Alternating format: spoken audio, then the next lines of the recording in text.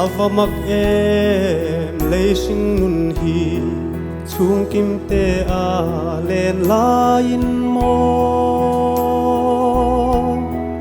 dan zo lo om lai shan wanga thafam dai rial i chang mai i shai leng ten kan tiam nem le pham chang mayan kan phal lo che kan zuam lul lo dam lai sing nun zua til lova kan hong tur hi run lum nu thai sai choi le te kan vai khua a va sei don em kan phal thei lo dai rial changa kapa lo ho le ro dam ten ilen venan ti in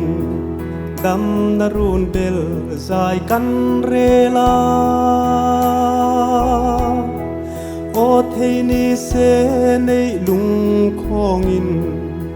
idam nan sen kan huam sin sing mi dan rual chang si lo mo lung lam vaya run lam beli chun ni aliam tai khwa varin ifam chandar lori e run lum nu thai sai choi leng te kan vai khua a va sei don em kan phal thei lo dai rial changa kapa lo ho le ro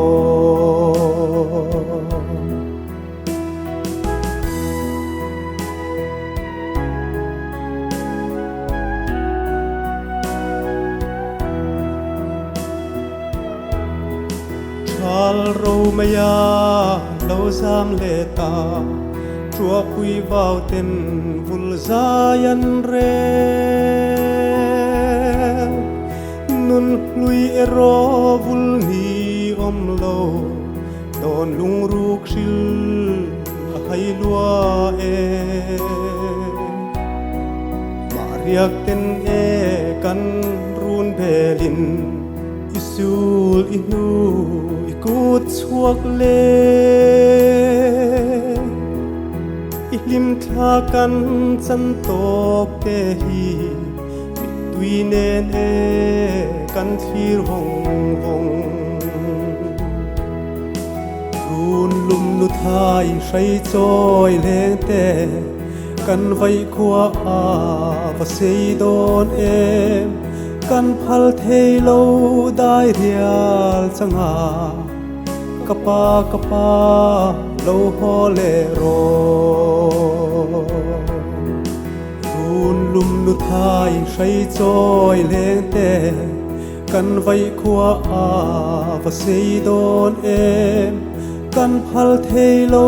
dai rial changa kapa lo ho le ro kapa lo ho le ro